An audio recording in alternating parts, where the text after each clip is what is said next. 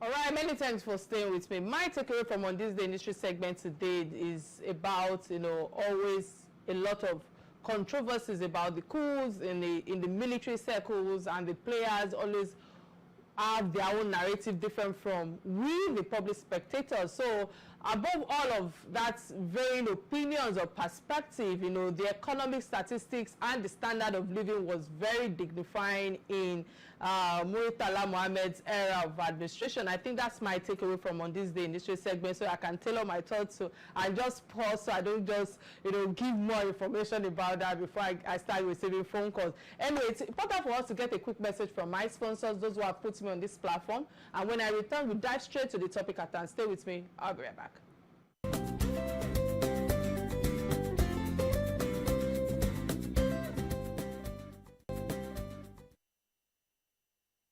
Nigerian Super Falcons have once again etched their name in the journals of African football glory in a breathtaking display of great and tactical brilliance.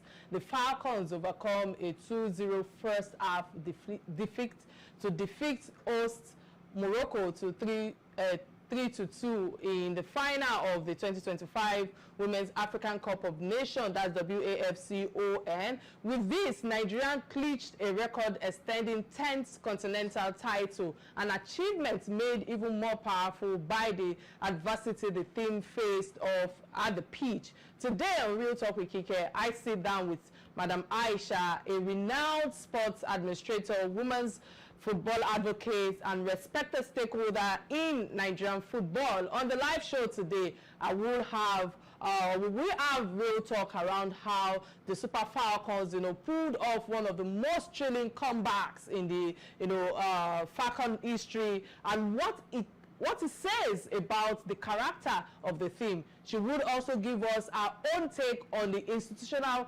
shortcomings in women's football development, why victory shouldn't mask the urgent need for reform. Finally, I believe that we would also look at what this win means for the next generation of Nigerian girls dreaming of the national jersey, and how to build a stronger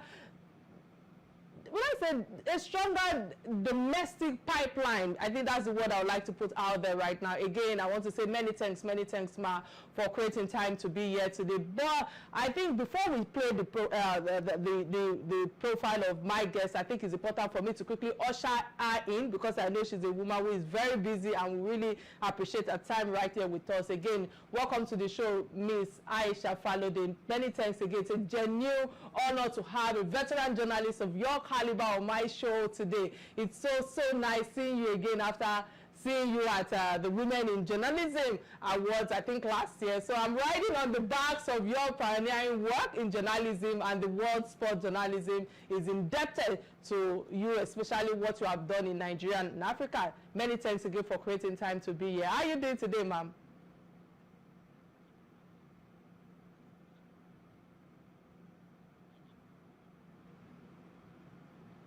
I cannot hear that. I don't know if you can unmute your laptop. Are you good now? Can you hear me now? I can hear you loud and clear. All right.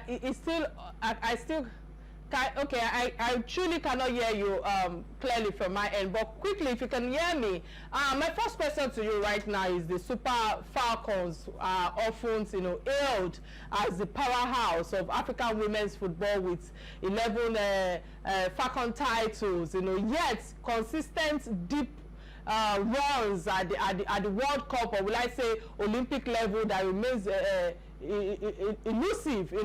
How do you reconcile this dominant continental legacy with the persistent challenges faced on the global stage, man? What truly defines the Falcons' legacy beyond the trophy count?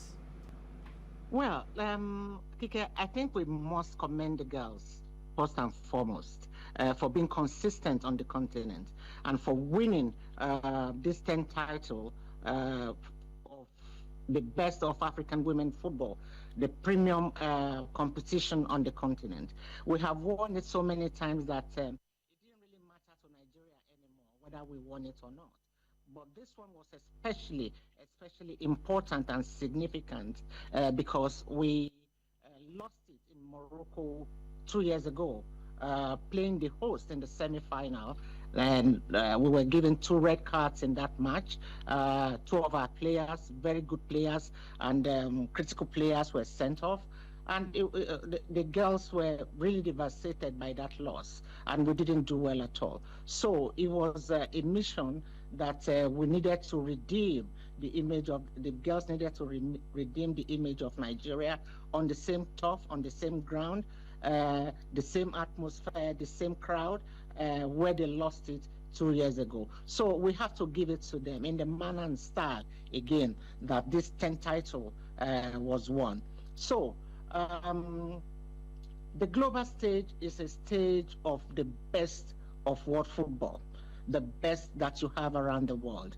If you continue to look at our performance on the global stage, side by side what we have done in the continent, we still remain the #1 country on the continent that has gone the farthest in any Women's World Cup ever.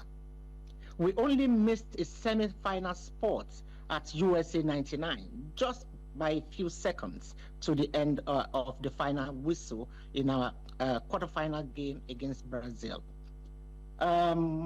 We continue to grow, we continue to develop. Africa is a continent that is struggling in so many ways.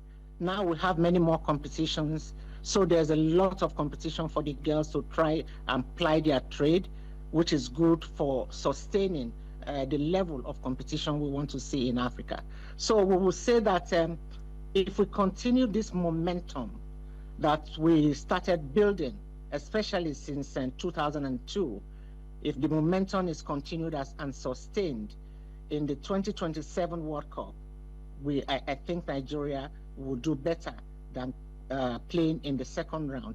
We may possibly go to the quarterfinals and maybe the semifinals. All right, many thanks for that insight, and I want to say congratulations again to you.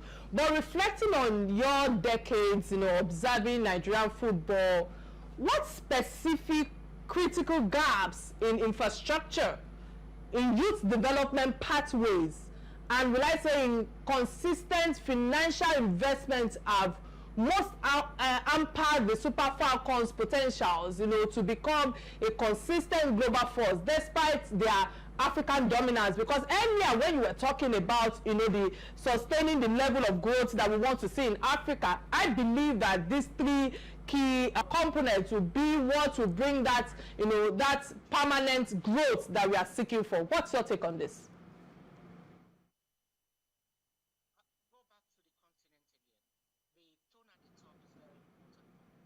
is very important for development.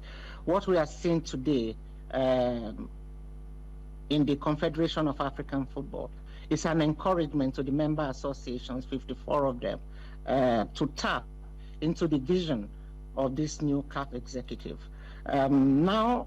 Before now, we didn't have competitions for women other than playing the leagues that we have across Africa. And even at that, out of 54 countries that we had, only 23 of them had what you could call an organized leagues, where the thousands of young girls who want to have affinity with the game, who want to participate, who want to compete, who really have the raw talents to be nurtured and grow, didn't have those platforms, didn't have the pathway to get involved.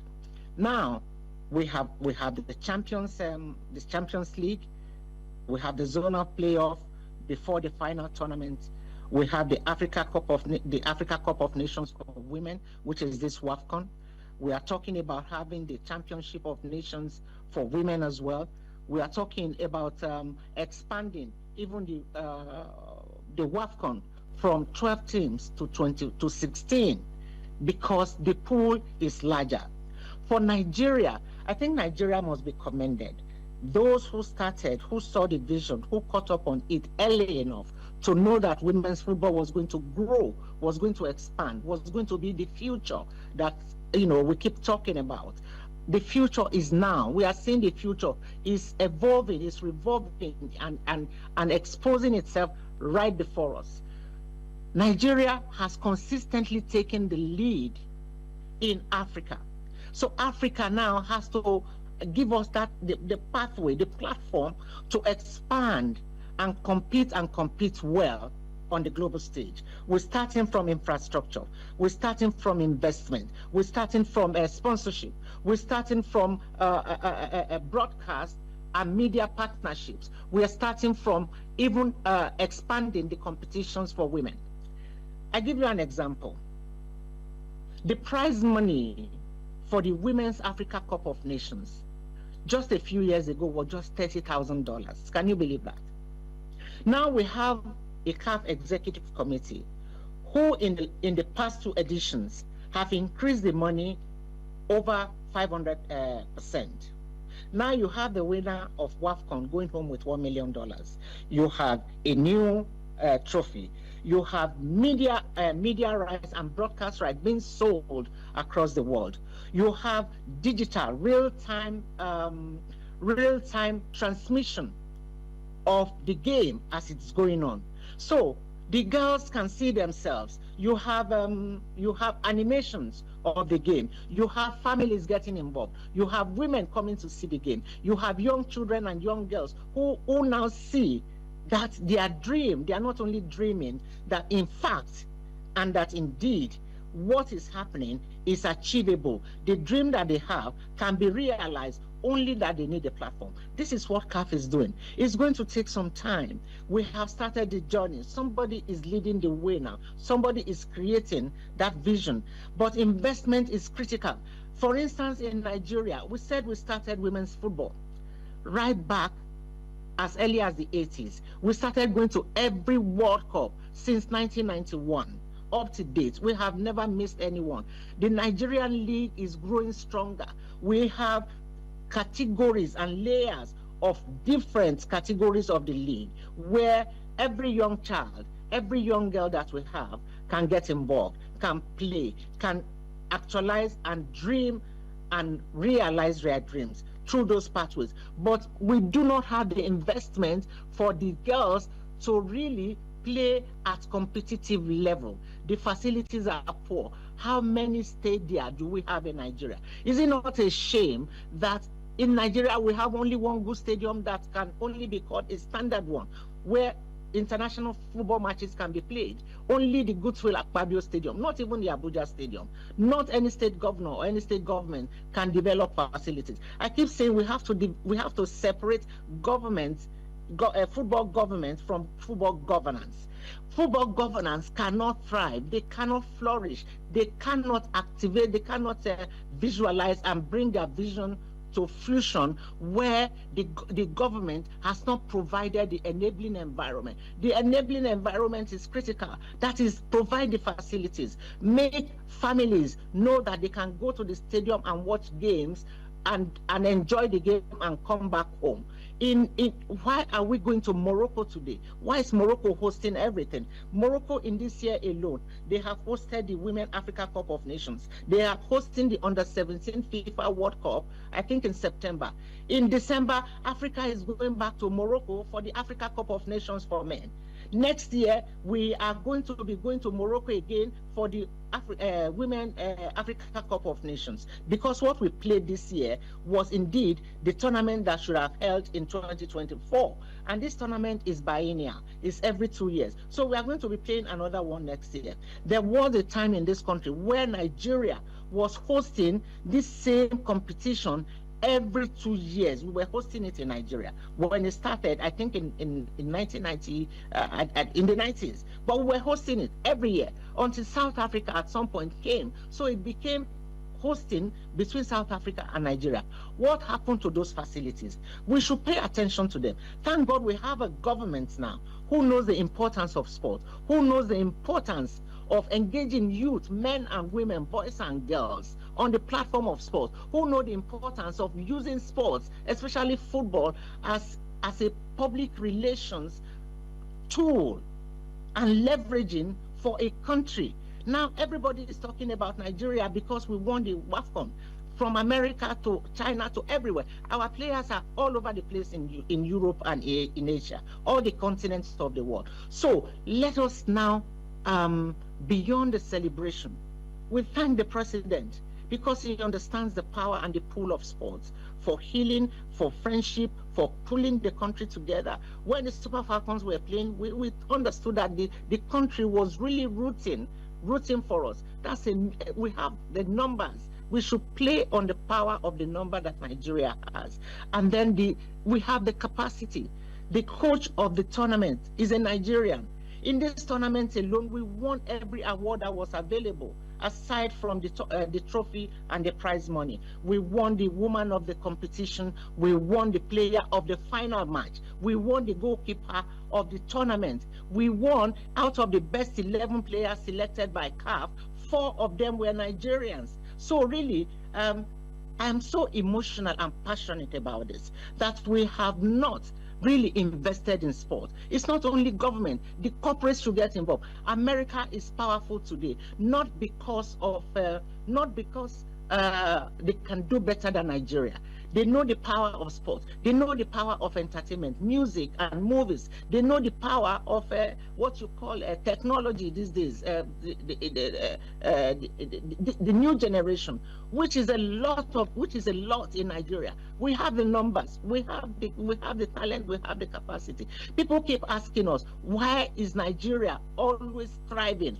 In this game alone, we saw the spirit of Nigeria. When your back is down, you don't give up until they say it's over. Until they say, look, you either die here or I go back home. I told them, I said Mission X to Nigeria was not a slogan. It was not a slogan. It was truly a mission. It was a call to duty. We were soldiers. Those girls were soldiers fighting a war, which is why somebody can come back, a team can come back, rally around from 2 goals down in playing the host, which is a dream final for any organizer and the hosting nation. Playing a host, a stadium packed full of thousands of home supporters. And you can still come back from 2 goals down to win the tournament. That is the spirit. And we must seize the moment, as the Mr. President has shown the path. I think the corporate also have a responsibility. Many thanks for that elaborate submission right there. We can see through your passion, and we know that is why women like you are leading the forefront when it comes to sport. A lot has been said with your last submission, and I like the fact that you touched about the prize money, which was $30,000 before, to what it is today. You've touched about the football government and governance, the difference between Morocco, South Africa, we've seen significant growth in women's football across Africa. South Africa is one of the countries that you mentioned earlier. Morocco is one of them. Zambia, how crucial was this increased continental competition to the Falcons' recent victory? Because the reason why I'm bringing this to fore, yes, you mentioned that every 2 years, you know, we used to, you know, anchor all of this in Nigeria. What went wrong? At some point, it became something that it was between South Africa and Nigeria. Does this rising tide force Nigeria to finally modernize? And what are the lessons Nigeria can learn from its African rivals? Because I know that, yeah, you've shared so much right now with those 3 countries, with South Africa, with Morocco to be precise, knowing that Nigeria is even returning to Morocco in December. But while we are trying to emphasize on us celebrating the win, which is vital, you know, recent media has highlighted the ongoing issues like player welfare, the welfare disputes, you know, administrative friction, and allegations of inequitable support compared to the men's team. You know, that's the Super Eagles. As someone who is deeply connected, how do these systematic issues, ma'am, impact team performance and player, you know, morale? Because at the end of the day, you know, their morale must be boosted. What fundamental changes are non-negotiable within the NFF to ensure that there's sustainable success with your team? Okay, Kike, while I was speaking, I mentioned investment and funding. It is critical. Without investment, without the funding, there's really nothing you can do as a governing body, which is the NFF. The NFF will create the competitions. They will create the activities for leveraging, for support, for the girls to get involved, for us to thrive and flourish on the continent and perhaps on the global stage. But without the needed funding, without the financial support, without the investment, there's really nothing you can do. All these things cost money. Now, Nigeria, as big as we are, as the pioneers of women's football in Africa, we have played this game for many, many years. Is it not a shame that we do not have what you call corporate support for the women, for the Nigeria Women's League? The Women's League is also very, very critical. It's a critical arm for the growth and the for the growth of the women's game, because all the national teams that we have today, the players are drawn mainly, largely, the pool is drawn from the Women's League, except lately when our former coach Randy Waldrum came, because he is based in America. He is an American. He is a coach who coaches a university team, and you know that collegiate sports in America is very strong, is very vibrant. We went to a tournament in the USA some years back, and we were short of players. 11 players we couldn't get. So Randy Waldrum had to start shopping for players right there in America. That's where you now have the Michelle Aloziers in the Super Falcons today. You have the Ifeoma Onomonos. You have the Tony Paynes. You have the Nicole Paynes. You have the Echejines. You have even the Esther Okonkwo. These are all players that were discovered by Randy for the Super Falcons in America. But before then, our 100% of our players in all our national teams were drawn from the league. Rashida Dajibade, Asisat Oshuala, 6-time African Footballer of the Year, Chiamaka Nnadozie, 2-time Goalkeeper of the Year. The ones that won the tournaments and the awards in Morocco are all from the National League. They are all from the Women's League, the Premiership, the Championship, the Nationwide. You have the grassroots, the ones that they call the Women Amalgamation of Women Football Association. The grassroots is also expanding. You have the academy. So you see the large pool, but there is no one sponsor. In all of this achievement, we are saying that the Super Falcons have won this title 9 times. This is the 10th one. And you have a system that produces the player for them not to have a sponsor. South Africa, they have many sponsors. When did they start? Even here in Cameroon, Ghana, they have. Our companies are sponsoring leagues outside of Nigeria. Our own. I don't want to mention it. It is very sad. So Nigeria must learn to be patriotic. We must invest in our own before we look outward, especially when we know that what we have is even better from that you are sponsoring. So the administrations cannot do anything. For the inequality in reward, inequality in fee, in participation is global. Remember in 2019, Megan Rapinoe took on President Trump in his first term in this question of parity in reward, parity in appreciation, which is why I like what President Bola Ahmed Tinubu did this time. It has never happened before that a presidential reception was held for players who had just won the WAFON, for players who have just done Nigerian proud, for players who have just know what it means to wear the green, white, green shirt and say that, look, we are doing this for our country. This same tournament, we have won it in the past, where players have to come back home and protest at the gates of Aso Rock for them to even be given their dues, for them to be paid their match bonuses and allowances. We have had in the past where players got stranded in faraway lands, where they won the title and head on to the title to say they are not coming back home until their allowances were settled. It was a big shame then. So we have a president now. What they have done is they have made other young girls who are coming after this one to really see that everything is possible. To let them know that when you do something for Nigeria, that Nigeria will really appreciate and reward you. This is what this has done. And our player, you saw how happy they were yesterday. How can you tell a player that in this Nigeria, from what has happened in the past, that a president would not only fit you, sit down with you, with the first lady, with all the ministers' wives, and say for what you have done, each of you, in the equivalent of $100,000, I'm giving you this in Naira. It's mind-boggling. It is mind-boggling. It opens the vision. Do you know how many Ajibadis we have on the streets? Do you know how many Agbabolas we have on the street? Do you know how many the ones that came now? Do you know what this has done to their families? And what this has done for their generations yet unborn? 152 million naira in what the rate was yesterday is a lot of money to any Nigerian. And the governors added their own 10 million to each of the players. And then those who refuse to invest in the game, everybody is doing ambush now. Everybody wants to host the girls. But where were these people when we continue to ask for the fund to help many more families, to make the girls also now dream of going on a global stage to showcase what they have? This is the point of this whole discussion, that beyond the president hosting the girls now, the corporates must take a cue.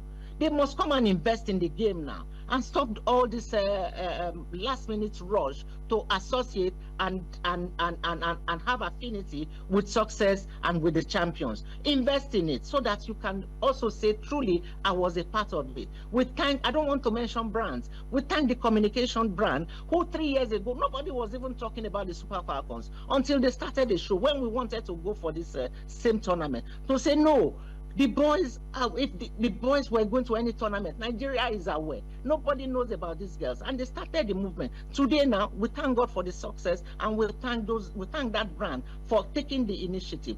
Every other person must take a cue, please. Many thanks again for that passionate insight right there, highlighting the commercial investments and of course the sponsorship for the Super Falcon. And I can relate to so many things that you're saying, because I was once an MTL football director for 7 years of my career path, where I know that without the likes of corporate organization coming on board, and all of that, the children who their lives has been impacted will not be where they are today. Many of them have graduated from schools, by getting full scholarship from schools because of football, and of course today they are all citizens, they've all married, they've all diversified to so many things. And I just want to say thank you so much for highlighting, the key barriers in unlocking that sustainability revenue streams that we are all seeking to get for the Falcons. Again, we'll go on a quick break, and when I return, the conversation will continue. Please stay with me, I'll be right back. This is Real Talk with Kike.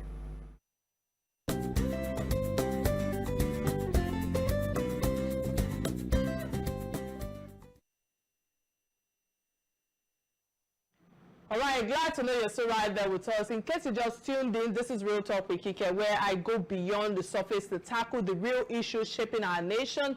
I'm your host, Kike Atanda-Owo. I think it's important for me to emphasize that today's conversation is one of pride, power, and purpose. From our Super Falcons, we have been discussing the Super Falcons stunning victory over Morocco in the 2025 Falcon final, and a match that saw our girls come back from 2-0 down to claim a dramatic 3-2 win and lift their 10th Continental trophy. But this story goes beyond football. It's about the national identity, institutional challenges, and the untold strength of Nigerian women. With me is a veteran and a well-respected Mrs. Aisha Falode, a seasoned football administrator, women's advocate, and someone who's been at the heart of this journey. Together, we are unpacking what this win truly represents, what still needs to change, and how we can use this moment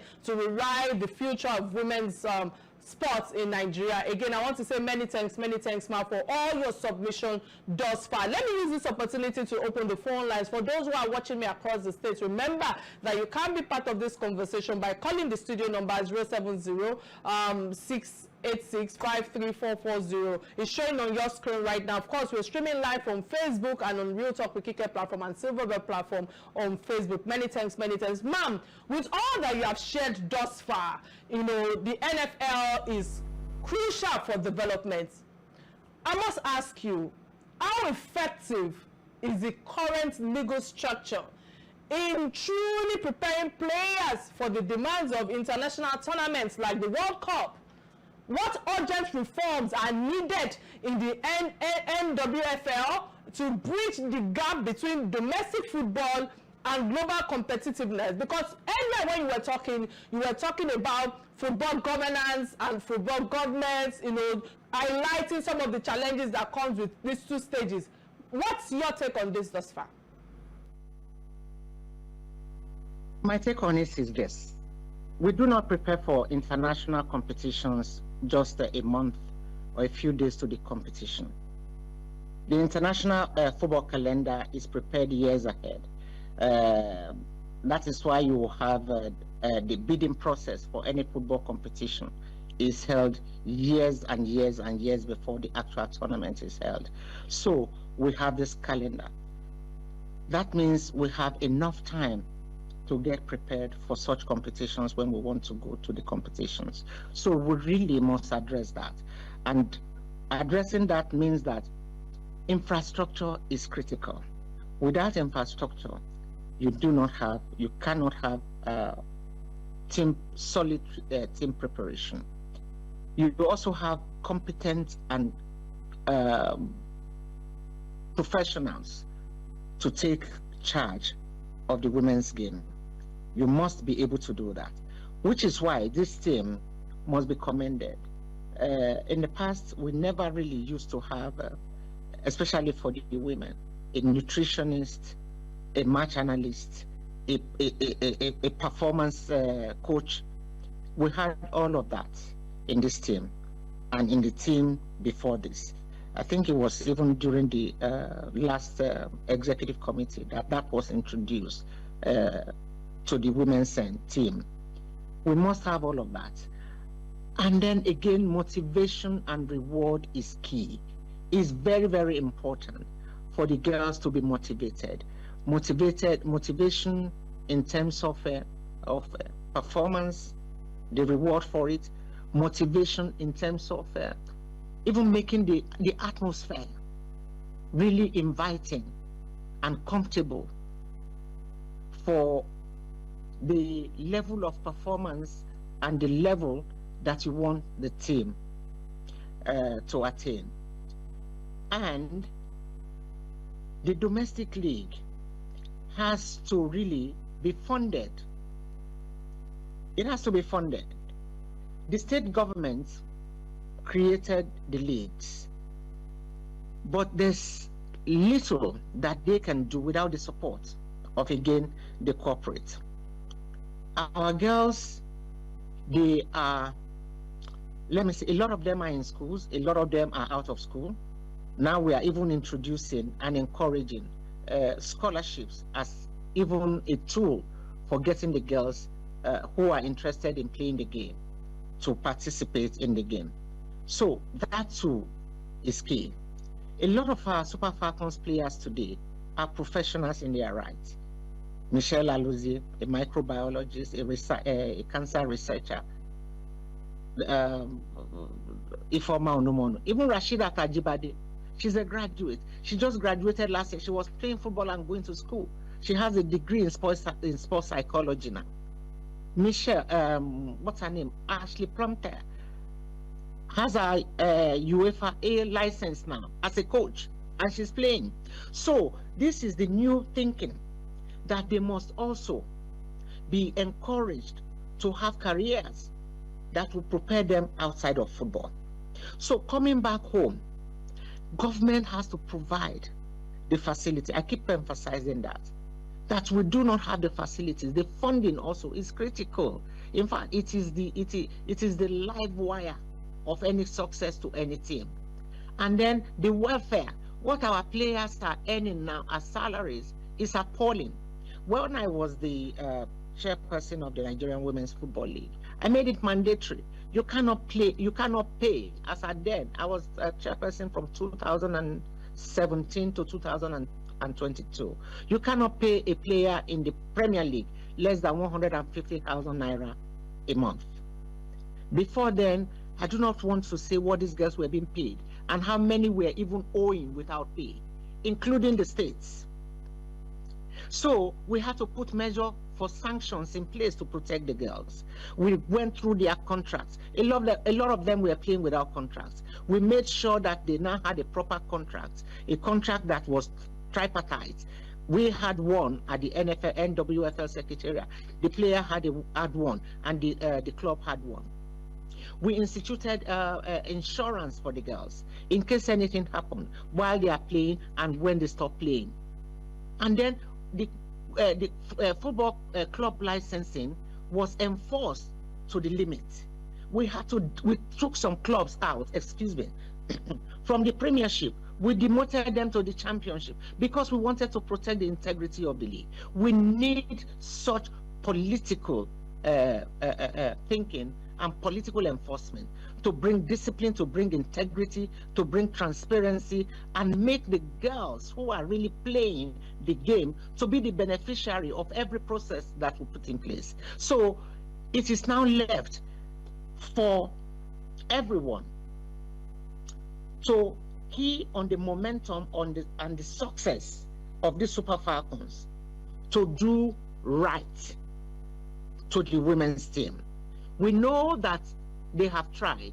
Now we have some state governments who are paying the same salary to the girls as they are paying to the women. Edo Queens, for instance, is paying the same salary to insurance as to the Edo Queens. So also is Bayelsa United. They are paying the same salary to Bayelsa Queens as the men. We want other government to follow suit. Rivers Angels, they can do it. And then provide and give them good accommodation. Also give them welfare in your states. The girls, this is the means that they have. This is their livelihood. This is what they sustain their family. Yes, ma'am. They have worked for it. They should be rewarded. Yeah, many times again, lots needs to change definitely because of all the challenges that has become a culture. But I'm trying to manage time now because we have the last segment of the show. You know, you've been pivotal in sports development and journalism, you know, and all. You are also the CEO at M Sports. You know, you are the president of Nigerian Women's Football League. How has media coverage of the Falcons and women football evolved in Nigeria? Because I know earlier as well in the first segment where you were talking about the importance of media, you know, what role, and knowing that you are also a journalist yourself, you know, what role does international consistent storytelling beyond just tournament periods, you know, just beyond that, storytelling in play, in shifting public perception and attracting investment, which revenue is key in everything that you have said thus far. Is the current media landscape doing enough, ma'am? They can do more. We have to thank them for what they've done. The progress has been encouraging in the past few years. just like everything else. Before now, the media didn't even see the women's game as something that should be a front page or take a prime sport in discussions, in coverage, even in newspapers. But thank God for social media, which has given us new pathways and inroads to exposing the girls. And we know that the role of the media to the success of any tournament cannot be underplayed, and it cannot be overemphasized either. The media is the game. Without the media, there is no game, which is why you have the broadcast rights for the World Cup are in millions of dollars. The broadcast rights for the Africa Cup of Nations are in their millions. Now, commercialization of the game is also an essential part of the growth. Without it, there's no... See, FIFA keeps talking about expansion, creating more competitions. Now they are going to increase the number of women participation in the next World Cup in 2027 from 24 teams to 48, just like we are going to be having for the men. The prize money for the men is now, for the women, will also now be the same as the men's in the next World Cup. This is what we want to see for Africa, and this is what we want the member associations of Africa to imbibe. This problem is not only peculiar to Nigeria, it's peculiar to every African country that is involved in the women's game. So the tone at the top is saying to you, the future of the game really is now. Look at the Euros that just ended. Do you know what England got in terms of a turnaround for the women's game in England, for the dream of every girl child, for every girl child who has seen a role model in the Lionesses, for every girl child who has seen a role model in Nigeria, in Asisat, in Rashidat, in Michelle Alozie, in Esther Okoronkwo. Then if you see a role model, how do you help that girl child to be like their role models? That is the path that every federation should start thinking about now. Right, it is not that the federations don't have the ideas. I keep saying we need the support. We need the commercial support. We need the financial support. We need the support of government to make Nigeria continue to dominate, not only in Africa now. We want to go back to the global stage. We are there, which is why we can go to the World Cup and beat the host nation. Australia, we beat them at the last World Cup in their own stadium with their own fans, packed. We almost sent England out of the World Cup. We were that close in that game, when every other European country had been sent home by Africa. The commercial interests played a huge game against us in that game against England. Otherwise, we had a penalty that was denied. So this is what I'm saying, that it is not that we lack the quality or the players to make us compete at that level at the global stage. We also must begin to see that for us to be there, the players must be supported. We went to this Africa Cup of Nations. Do you know how much it takes to play one friendly game? These players had 2 friendly games in Nigeria before they left. They played one in Portugal, where they camped 10 days before the tournament, got to Morocco on time, before the organizers even opened camp to other countries. We're already in Morocco. We played 2 friendly games in Morocco before the tournament started. So it is not, we didn't just, the success of this WAFON did not just happen on us. We prepared for it. So the Federation of the Nigerian Football Federation now must be commended for preparing these girls to go and compete to win in Morocco. That is what we want to see. That is the consistency. Right. Everybody that is lining up to host the girls now must also line up to invest and fund the game for the women. All right, many thanks, Mrs. Aisha Falode, for all that you've shared thus far. I wish I have time to be able to ask you about, why we want to look beyond this 2025 victory, and of course the key stakeholders when it comes to the NFF, the government, the sponsors. But definitely you've touched on many of that. But I want to say many thanks again for all that you've shared thus far. I wish you the continuous success. But before I let you go, there's the last segment of the show that I call Trending Stories. These are trendings or stories that binds us as Nigerians, as African. And for someone like you, your caliber, I would love your thoughts on these two trendings that caught my attention. And the first one is about reacting to the renaming of Charlie Boy bus stop to Olamide Bado bus stop. And this is where I have an opinion as a host on this platform. And for me, you know, the recent renaming of Charlie Boy bus stop to Olamide Bado, as it's fondly called, you know, who is from Bariga, Shomolu, you know, the axis of Lagos State, that has stirred a lot of controversy and understandably so. But rather than just jump on the noise, I want us to look at this from three important angles from my end, you know, when it comes to history, legacy, and impact. And from the angle of history, many people may not know this, but that bus stop was originally known as First and Second Pedro. It only became popular, referred to as Charlie Boy bus stop, due to the influence of Charlie Boy or Charles Oputu, aka Area Father. You know, his presence and identity resonated with the community so strongly that that over time the name got stuck, Charlie Boy. It's not as though the government officially named it Charlie Boy from the start. It was organic recognition by the people from the community, and that is something that I will say matters. And the second angle for me, where I'm coming from, is the angle of legacy. I've listened to Charlie Boy's reaction to the renaming, and he made some very profound points. You know, he didn't speak from a place of bitterness or ego, you know, but from a place of reality of decades of his long legacy as a musician and entertainer, a bold voice in activism, and someone who has consistently called government to account. So his brand, his personality, and bold charisma have left a mark not just in Bariga or Lagos, but across Nigeria. Whether you like his style or not, his relevance spans generations. He has been on this platform a couple of times. He has granted me audience on my Instagram live session. I remember during COVID many times, you know, talking about the issue at hand. So yes, he deserves to be honored, not just in memory, but in symbolism.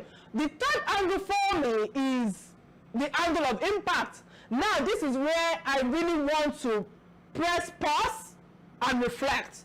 For me, renaming a bus stop, especially by a local government council, should not be a top priority if it does nothing to improve the lives of the people in that community. I don't see how changing the name of the bus stop addresses the real challenges, without not me using the word problem. You guys, you know, I avoid the word problem or issues on this table. If it's not addressing the real issues of residents in that angle that are facing in terms of bad road, poor drainage, lack of potable water, epileptic electricity supply, insecurity, name it, the list is endless. If anything, this move feels like a distraction for me, or an act of governance by spectacle. I don't know, with due respect to both Charlie Boy and Olamide Bado, whom I also admire, the truth is that symbols mean nothing without substance. Yes, Olamide has built a massive brand, influenced street culture, and elevated Bariga's name on the global music map. He deserves his flower as well. I like to give people their flowers while they are still alive. But when you put both names side by side, the real question should be, what difference does this change make in the lives of the ordinary people in Bariga? Or make in the ordinary people of Nigerians?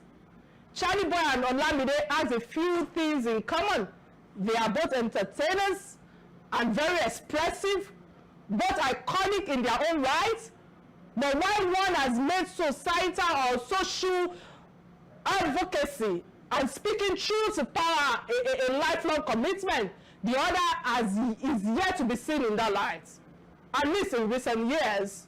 So my take on this issue is that this is not really about Charlie Boy versus Olamide Bado. It's all about priorities. It's about governance that focuses on substance over symbolism, which is one of the things that my guest, my senior sister in the industry, have emphasized today. I'm calling on the Lagos State government and the relevant local government council. Let's focus on what truly matters to the people. Give them good roads, good infrastructure, clean water. Not just renaming projects that stirs noise, but something that brings change, that brings permanent resolution to the issue at hand. Unfortunately, I think I just need to hold my breath. Quickly, Mark, what's your take on this? I mean, each of them deserve for a bus stop to be named after them. I think there are so many bus stops in Bariga and in Shomolu that could have been named after Olamide.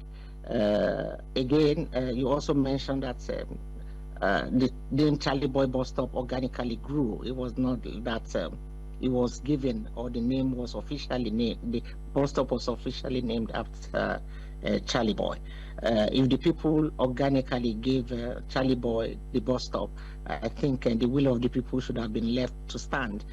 Just as Olamide also deserves a bus stop in Shomolu. That is his community. That is his environment. Those are his the Bariga people, the youth. Just like you want to say that whiskey can lay claim to Ojuelegba. You know, everybody has their own East Coast or West Coast in communities in Nigeria. So Olamide deserves a bus stop. If one must be given to him, there are so many bus stops that could have been given to Olamide. Just as Charlie Boy deserves to keep the one that the people of Shomolu themselves organically gave to him. That's my take on that. The second story, I didn't get that one at all. All right, many thanks for lending your voice on issues that affect us all. Indeed, we had an awesome show courtesy my resourceful guest, Mrs. Aisha Falode. Thank you so much for creating time to be here today. You are a pacesetter in the industry. Your works will continue to inspire and motivate the change that we demand in our society. I want to say thank you so much again for honoring me with your presence today. I wish you the very best as you continue to navigate the waters in your career path. Bye now. Thank you, Kike, for having me. I enjoyed my time with you on the show. Thank you so much. Thank you. Have a good day. And you too, ma'am. Thank you, ma'am. Bye. And that's where we put an end to the show. My name is Atanda-Owo. Till I come your way on Thursday, remember to catch me live on Inspiration FM at your Drive Time Talk Show tomorrow. Bye now.